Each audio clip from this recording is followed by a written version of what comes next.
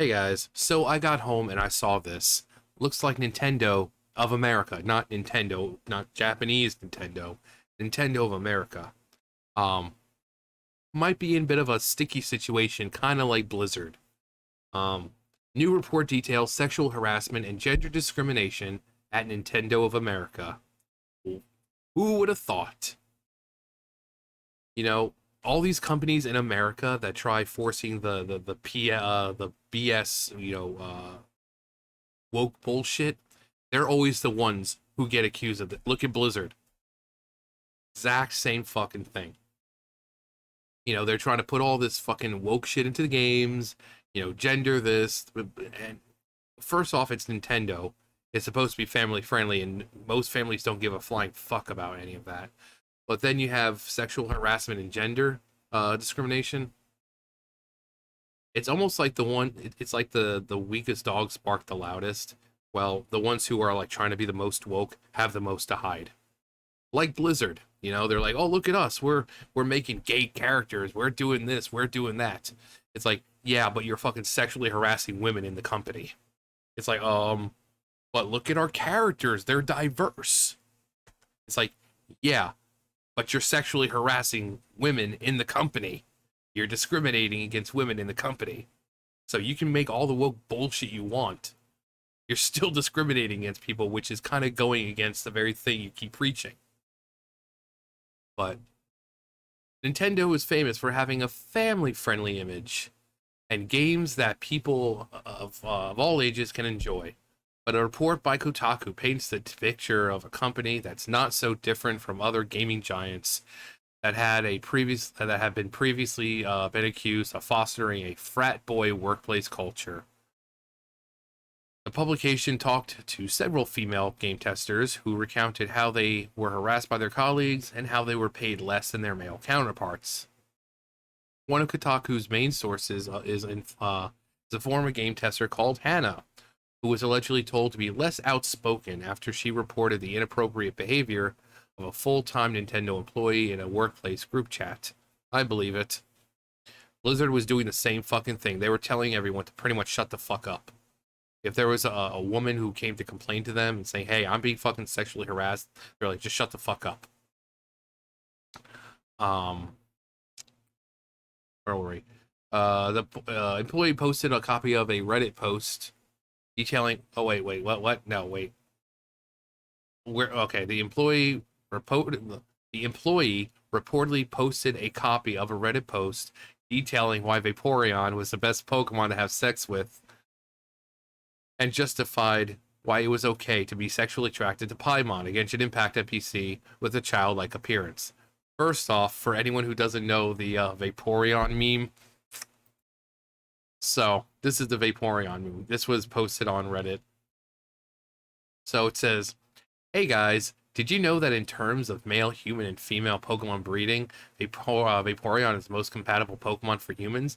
Not only are they in the Field A group, which is the most comprised of mammals, Vaporeon are on average of 3 foot 3 tall and 63.9 pounds. This means they're large enough to be able to handle human dicks, and with their impressive base stat for HP and access to acid armor, you can be rough with one. Due to their mostly water-based biology, there's no doubt in my mind that an aroused Vaporeon would be incredibly wet, so wet that you could easily have sex with one for hours without getting sore. They can also learn the moves Attract, Baby Doll Eyes, Captivate, Charm, and Tail Whip, along with not having fur, uh, along with not having fur to hide nipples. So it'd be incredibly easy to get one to get you in the mood. With their abilities water absorb and hydration, they can easily recover from fatigue with enough water. Not no other Pokemon comes close to this level of compatibility. Also, fun fact, if you pull out enough, you can make your Vaporeon turn white. So that's the Vaporeon meme.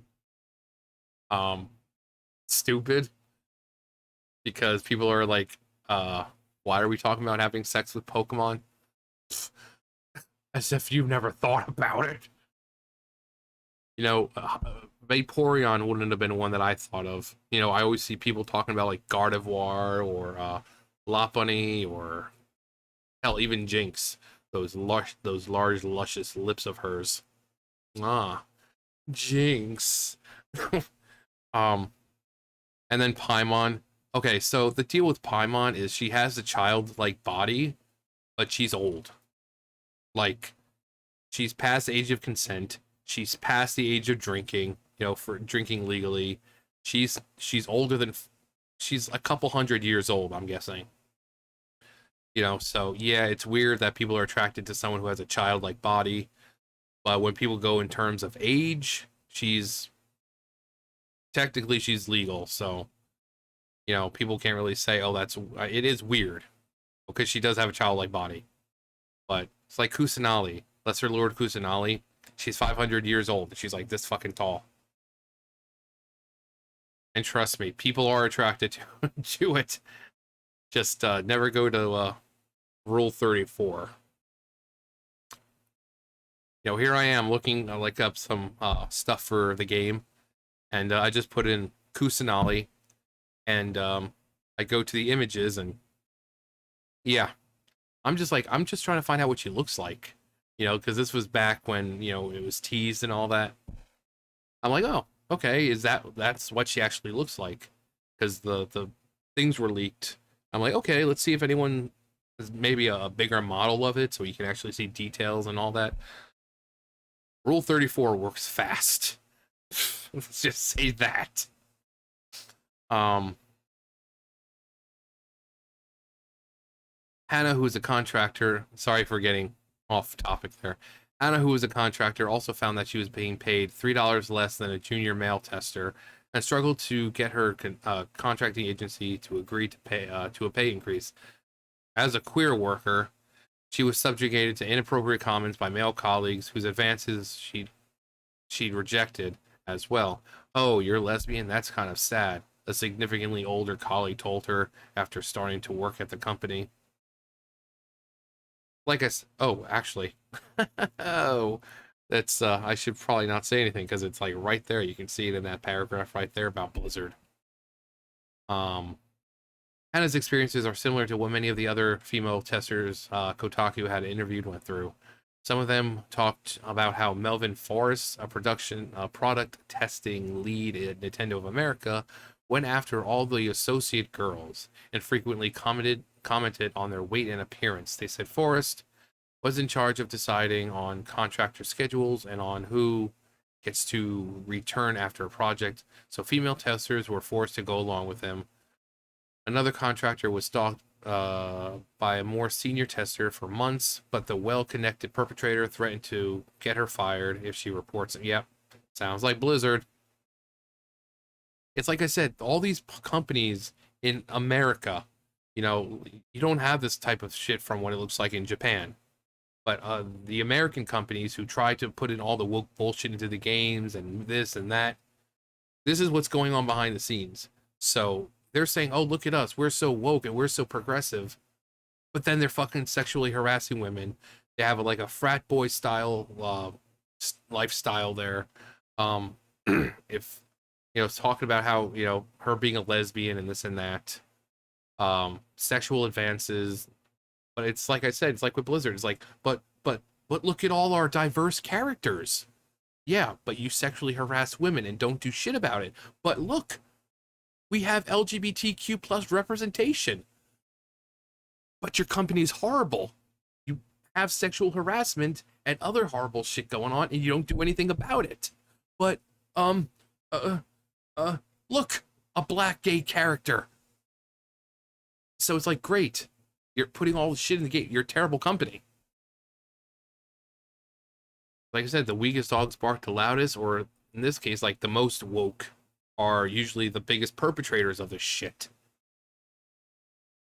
One common complaint between sources was the lack of advancement opportunities. Your chance of being converted to full time was probably worse as a girl. It's usually guys who get promoted. They're usually all friends. They go watch Super Bowl together. One product tester who worked on The Legend of Zelda: Breath of the Wild said, as Kotaku notes, one of the main reasons why these problems persist is that women are underrepresented in the company. Well, I mean, I mean, is it the company's fault or is it just not many girls want to go into that line of work? That is something you kind of have to take into account. But considering how, like I said, Blizzard is and stuff, I'm pretty sure they are just pretty much hiring dudes. So, but we have representation in our games. Okay, where's the representation in the fucking company? You fucking mooks. Ugh. Sources believe that the percentage of female contractors testing games for Nintendo is only around 10%, and it's not often that they're transitioned into full-time employees. The company's data also shows that female employees only make up around 37% of full-time workers at Nintendo of America. While the gaming giant didn't respond to Kotaku's questions, company chief Doug Bowser, which I thought was fucking hilarious, the dude in charge of Nintendo of America, his last name is Bowser. I mean, it couldn't get more fucking perfect than that. Previously addressed reports about Activision Blizzard's sexist frat boy culture in an internal memo. Along with all of you, I've been following the latest developments about with Activision Blizzard and the ongoing reports of sexual harassment and toxicity at the company. I find these accounts distressing and disturbing. They run counter to my values, as well as Nintendo's beliefs, values, and policies, he said. The testers who talked to the publication for this particular report are just some of the contractors who recently decided to speak out against the company. 2 former workers even filed a complaint with the National Labor Relations Board, accusing Nintendo America of retaliations, surveillance, and coercion. We've reached out to the company for a statement, and we'll update this story if we hear back. So, like I said, I believe it. I totally fucking believe it. It's like with Blizzard, how after all the sexual harassment stuff came out, the like the wokeness essentially became more prominent. You see, the thing with the character creation. You see, like, I did a video about it, but like it was for Overwatch. Like a character creation is like, okay, this is how we're gonna create a character, and they have like different. It's like race, color, this, that, just really stuff that really doesn't. You're in a shooter game. It's like, who cares?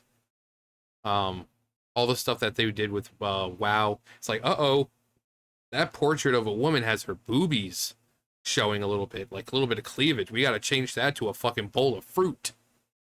But see, we're so woke. We're down with the times. We're progressive. Yeah, but you're sexually harassing women. So you could change World of Warcraft and all this to be nothing but fucking rainbows and fucking dildos, and you'd still be a shit company because you still treat your female employees like shit. So, but yeah, Nintendo of America, not fucking surprised. Most of the American companies, I'm surprised we haven't heard more about the other companies, but you don't hear about this shit in Japan. Oh my god, there was something big in Japan. Nintendo of Japan. No, it's always fucking America. Fucking America. The people who try to be the most progressive are usually the ones guilty of doing the shit that they fucking preach about and say that they don't like. Oh yeah, all women should be treated equally, equal pay, equal opportunities. But yet we have another company just like freaking Blizzard suppressing women's ability to get promoted, telling them to basically shut the fuck up when they're sexually harassed. Yeah, real fighters for women, huh? So, like I said, I'm not surprised. I'm sure a lot of you aren't surprised either. As soon as I read the title, you probably did the same thing. You're like, I'm not fucking surprised. I mean, is it a shame? Yeah, but it's I'm more of a Nintendo person, but I wouldn't stop playing Nintendo stuff just because of them, because really it's not Nintendo of America making these games. It's Japan making these games, and then they come over here, they get, or a lot of them are at least. I think some of them are created over here, but but Nintendo's the one creating the games. So I still support Nintendo, at least Japanese side. These people who have the whole frat boy, I mean, how old are you? It's there's got to be an age where you grow up and say, hey, maybe this frat boy life isn't the best life. You know, that's great when you're in your 20s, you're in college, but when you're 30, 40 fucking years old, that frat boy life needs to just, you had your fun. I mean, you work at a fucking a video game company. How much more frat boy life do you need? I mean, fuck. But like I said, let me know if you guys were surprised. I'm sure as hell wasn't. Anyways, that's gonna do it for me. You guys know the drill. I'll see you guys later. Bye, guys.